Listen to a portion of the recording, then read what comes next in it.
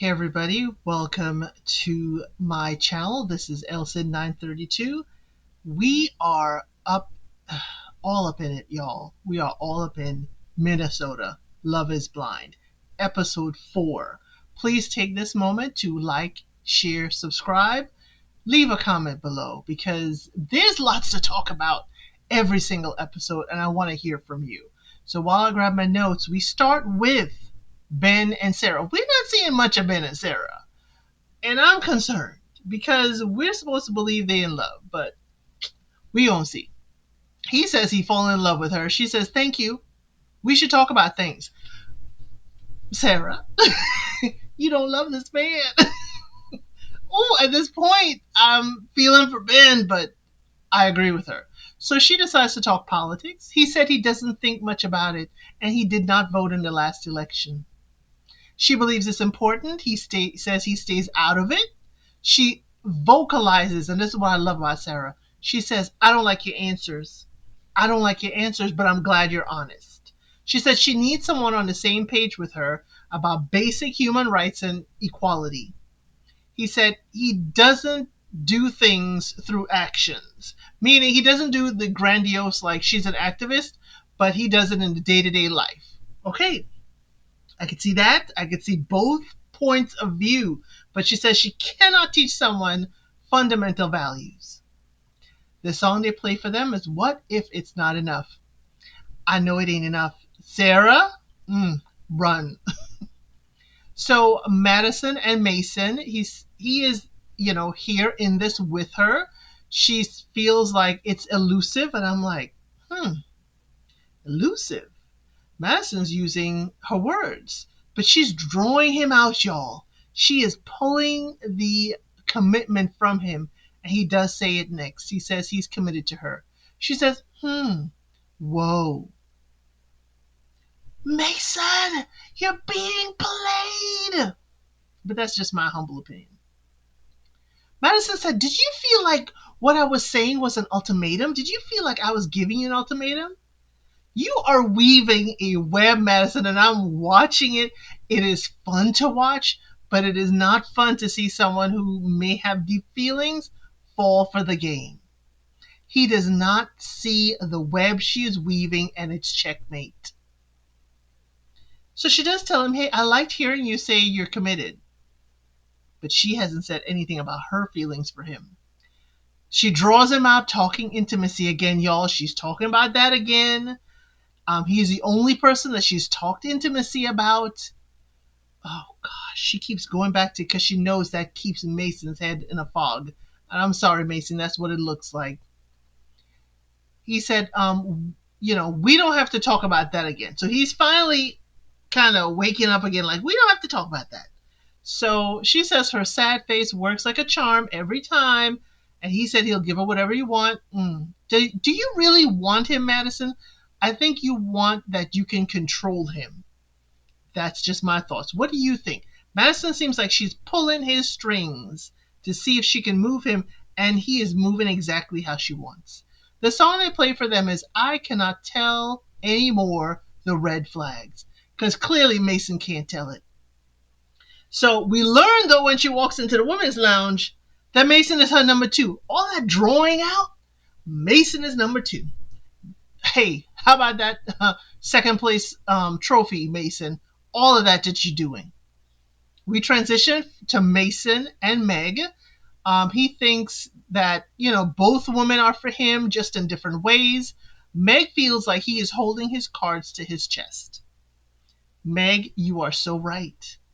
So Mason said, love means having a great ice cream and letting your partner have the best bite.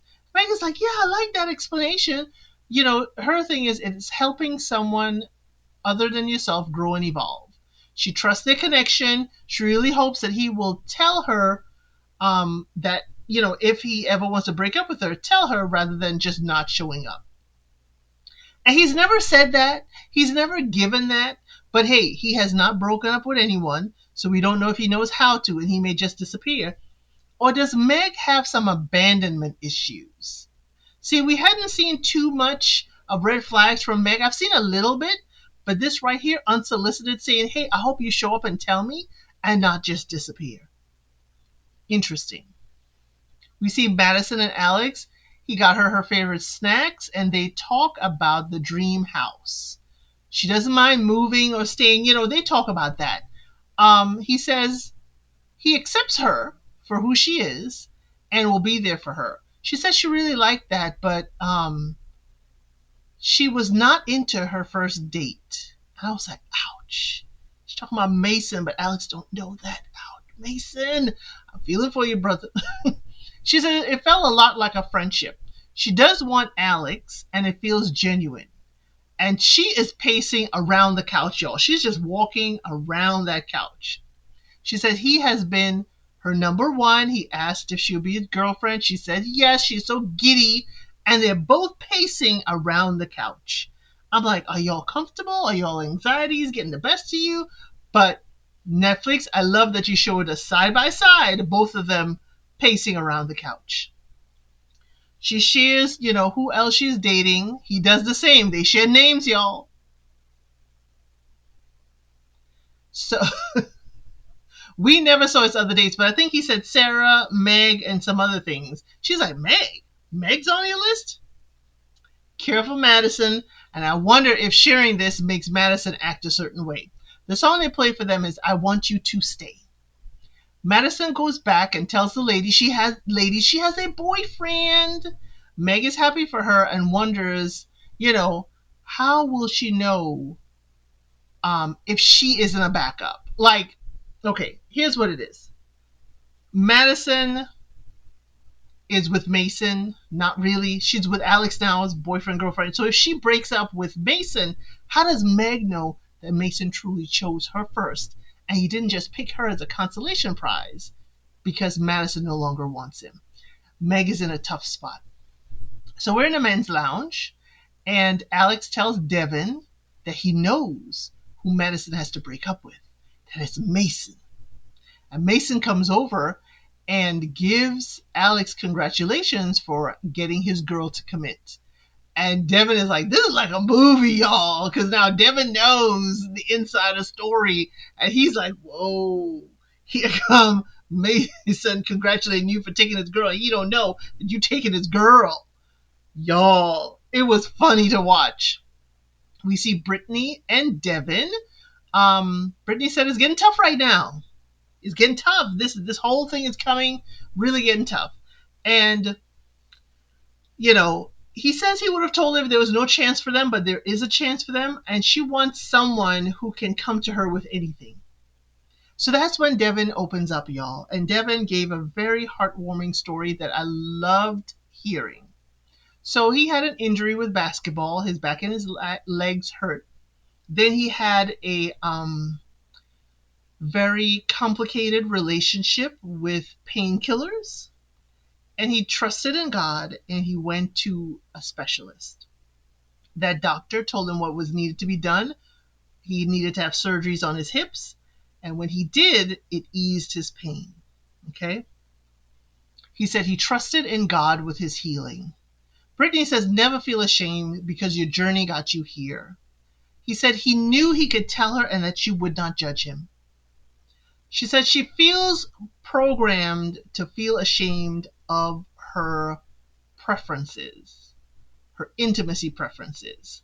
So she decides to open up to him with something she has not shared with very many. She says her last relationship was with a woman. She's had a few experiences with a woman.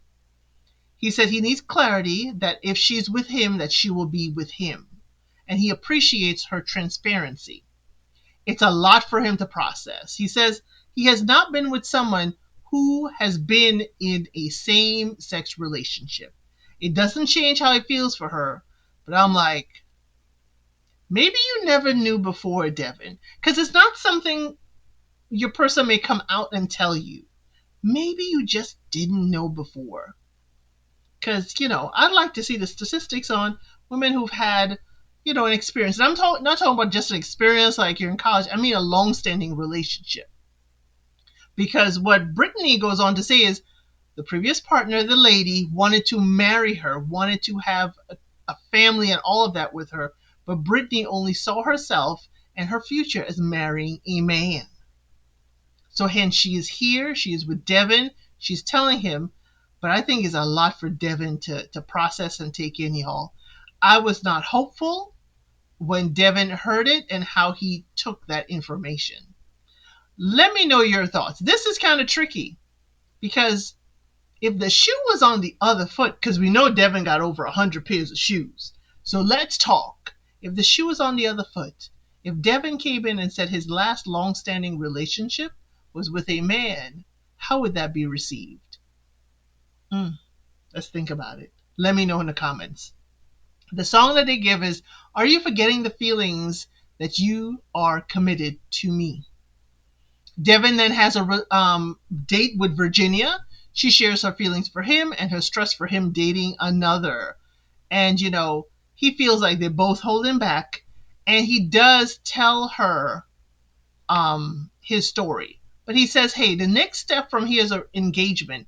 And he needs to feel comfortable with her. And she needs to feel comfortable enough to tell him everything. But he says, you have been closed off. She says she's just not quick to jump into things, but she enjoys people pursuing her, so she doesn't have to give much. What that tells me, Virginia, is that you're used to being pretty and having people come to you. You're a beautiful girl. Seems like you don't have to do much, but people come to you. You're not putting forth much effort. And I'm seeing that with Devin. You're not putting forth much effort to sustain the relationship, and it feels like Devin is the only one kind of rowing the boat, and you're sitting pretty. But yeah, he tells her of his painful journey. He said he's told it to others, and he's cried every time, and I'm like, is Virginia thinking she's not special? Because he's saying he's told this story to others. Okay? She does say sorry, and she cries, but she feels shut off to me. I was wondering, does she think, have you told this to Brittany? Have you told this to your other date? She says she knows people who have struggled with addiction, and in marriage, you sign up for it, thick or thin. It's not meant to be easy, but if it is rough, you're there for your person. But she doesn't share her side. She doesn't share a story the way Brittany did.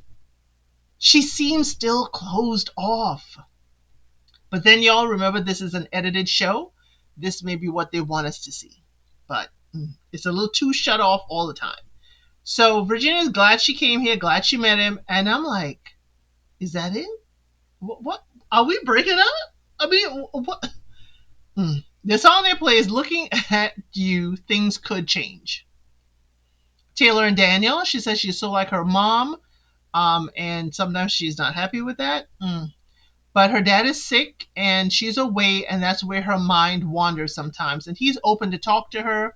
He wonders if they've ever crossed paths because they have the same likes, dislikes, and stuff like that. And, her biggest fear is that this is too good to be true. And he thinks the same, but it's not going to hold him back. Okay? He said, if you ever need to leave to take care of family, he will find her in real life. But don't feel she has to stay here.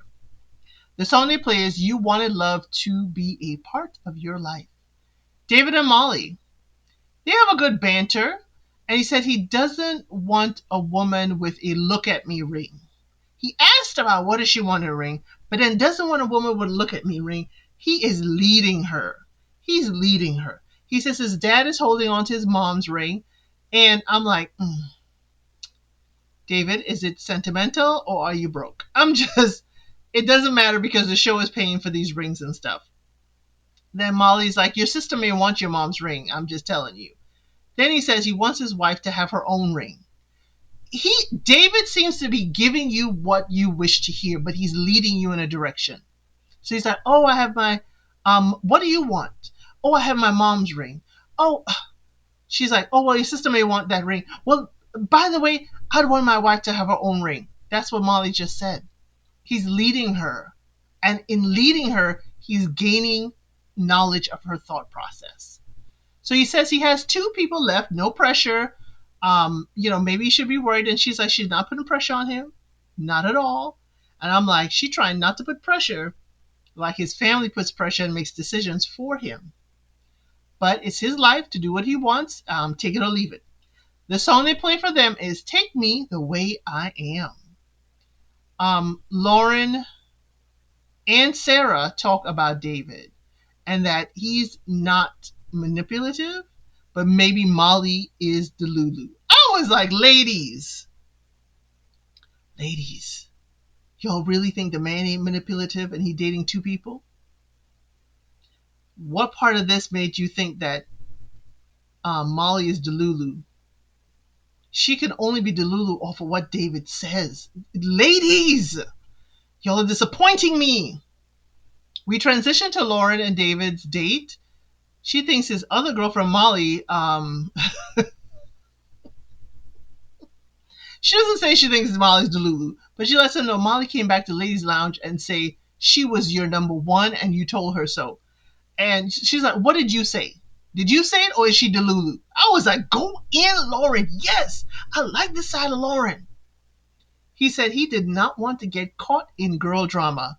David, you're in it. If you're dating multiple people, you are in girl drama. Come on, David. Lauren said, you were number 2 from day 1. I was like, oh, no. You should have told him he was number 1, but okay. He wished they talked about it before now. David, you could have brought it up. David, you could have brought it up. Why do you wait for her to bring it up, for her to get into you before you say something? You don't want to be involved in girl drama. Well, guess what? You know how you're not involved in drama? Clear it up. The song they picked for them is The Light is Fading. Yes, the light is fading. And this is where I got to fade to black too, because this is the end of episode 4. Y'all continue with me. Episode 5 and 6 are coming. And guess what? It's getting hotter. We're getting deeper. It is getting wild as people make decisions. I'll see you in the next one. Thank you for watching. Please like, share, and subscribe to the channel.